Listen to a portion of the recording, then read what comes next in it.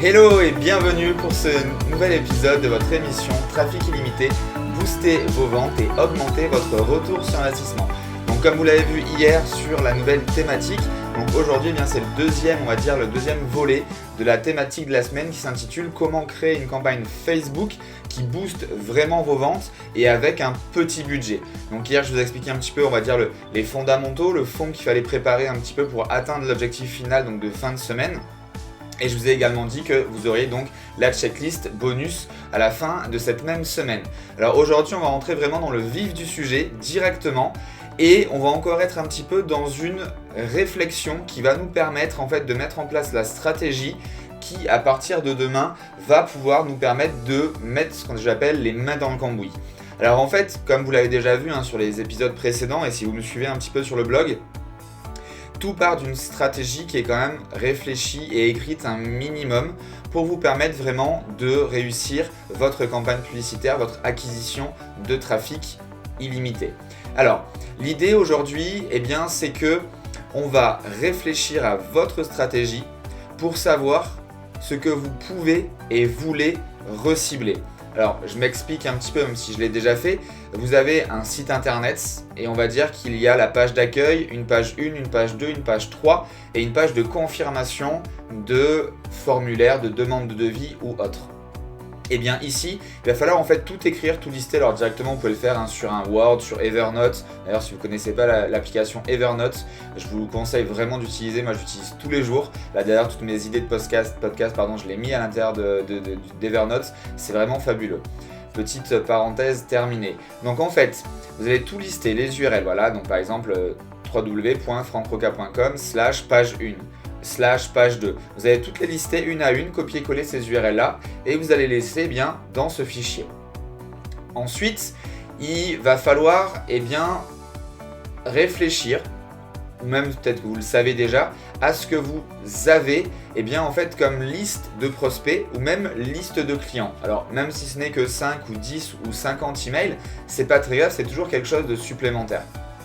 Donc je répète, vous listez sur un papier, sur directement une application sur votre ordinateur, les URL de vos pages. Alors soit toutes les pages, soit les pages que vous souhaitez recibler ou qui ont plus d'affluence que d'autres, même si moi je vous conseille de toutes les faire, mais dans un premier temps on peut peut-être justement raccourcir cette étape. Et ensuite de récupérer, alors je ne sais pas si vous utilisez des logiciels, si vous le faites à la main, si vous avez un fichier Excel avec les adresses email de vos prospects, de vos clients ou je ne sais quoi. Et ça, vous allez le mettre dans un fichier. Et comme ça, à partir de demain, on va pouvoir s'en servir. Alors en fait, c'est assez simple. Pourquoi je vous demande de faire ça ? C'est parce que demain, je vous expliquerai comment justement réussir à récupérer les visiteurs de votre site internet via Facebook.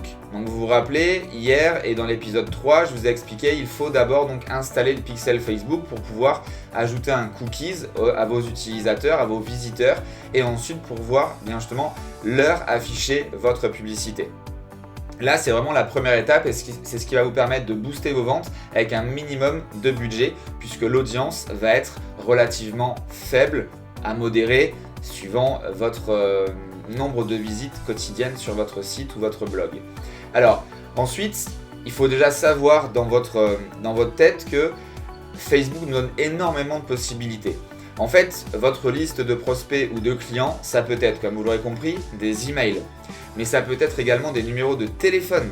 Ça peut être des ID utilisateurs d'applications. Donc peut-être que vous avez une application, par exemple comme AgoApples ou je ne sais quoi. Vous avez un ID utilisateur donc Facebook d'application.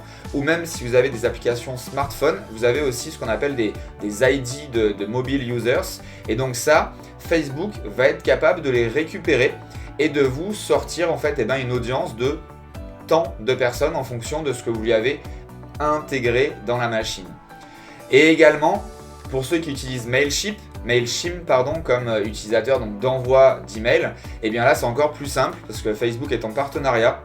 Vous allez cliquer sur une case importer vos listes Mailchimp et là en un clic, Facebook va récupérer vos emails. Là vous n'avez même pas besoin d'être technique, c'est vous faites 2 clics pour atterrir sur cette image là, vous cliquez, ça se connecte à votre compte Mailchimp et terminé, Facebook va pouvoir recibler les utilisateurs, enfin les emails que vous possédez. Donc ça, c'est vraiment assez fou. Alors, juste petite explication, parce que il y en a qui des fois me posent cette question. Oui, mais alors comment ça se passe au niveau justement des contraintes un petit peu de la loi, l'utilisateur, donc des données, l'utilisation des données, etc. Alors oui, c'est sûr que si vous utilisez toutes ces choses d'emailing, etc., déjà n'oubliez pas qu'il faut avoir sur votre site, avoir fait un dépôt à la CNIL. Donc ça, c'est assez simple, c'est gratuit, ça prend quelques minutes. La CNIL, et vous faites votre dépôt pour dire j'utiliserai pas vos données en termes de spam, etc. Et si après vous posez la question, oui mais Facebook justement gagne de l'argent avec toutes ces données, tous ces contacts, alors oui certes, et là on va pas rentrer dans ce débat, je sais ce que j'ai à savoir, je ne sais pas tout, je suis pas avocat, etc. Par contre, voilà, je sais très bien que malgré tout, même s'il a le droit de s'en servir à son propre compte pour justement faire l'écosystème qu'il est en train de faire, il ne va pas divulguer que monsieur Intel, donc vous, nous a envoyé 100 emails et il va les vendre comme ça. Ça ne se passe pas du tout comme ça. Donc vraiment, voilà, faites-moi confiance. Moi, c'est tous mes emails, tout le monde qui est à l'intérieur de Facebook, tous mes clients également, ils me font confiance. J'ai des dizaines et des centaines de clients depuis le temps, des gros clients, des grands comptes. Donc il n'y a vraiment aucun problème là-dessus. Enlevez-vous cette croyance limitante et profitez vraiment de cet écosystème de Facebook qui peut vraiment considérablement booster votre activité. Alors faites-moi vraiment confiance là-dessus. Désolé, j'ai répété 3 fois le mot vraiment, je viens de m'en rendre compte, mais c'est comme ça, c'est du live. Alors voilà, donc ça c'est les étapes d'aujourd'hui, je récapitule. Premièrement, listez donc toutes les URL de votre page, de votre site, de votre blog ou je ne sais quoi.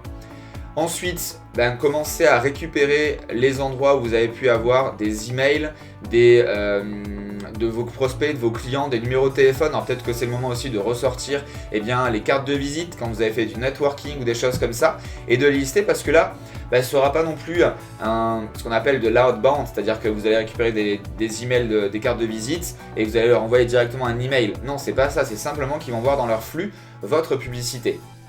Voilà, et ça sera beaucoup plus fluide et la personne, si elle ne veut pas la voir, elle cliquera sur cacher. Mais voilà, il faut quand même le faire avec des personnes qui ont un potentiel d'achat de vos produits et services sur l'objectif final. Voilà, donc aujourd'hui c'était le fond, la préparation pour à partir de demain mettre un petit peu les mains dans le cambouis. Donc ça sera un petit peu plus technique. Mais ne vous inquiétez pas, en suivant pas à pas mes explications, vous allez vraiment y arriver en quelques secondes, quelques minutes. Et également à la fin de la semaine, vous aurez le bonus qui vous expliquera étape par étape comment faire ceci. Et également, parce que là j'en entends déjà un petit peu qui disent oui mais j'ai pas beaucoup de visiteurs, j'ai pas beaucoup d'emails, donc ça va me servir à quoi? Justement, faites-le quand même parce que demain, je vous expliquerai comment faire grandir justement ces audiences que vous pensez trop petites en un clic. C'est ce que j'appelle le clic magique de Facebook et faites-moi confiance encore une fois, il fonctionne vraiment très bien. Voilà, je vous souhaite une bonne fin de journée. N'oubliez pas de cliquer pour partager, pour liker la vidéo comme ça sur Facebook, sur YouTube, d'écouter mon podcast en voiture, donc vous abonner aussi sur iTunes. Voilà, vous avez des liens un petit peu de partout, au-dessus, en bas, suivant où vous visitez cette émission, cet épisode. Merci à tous, laissez-moi plus de commentaires sur vos suggestions et à demain pour le prochain épisode. Ciao, ciao.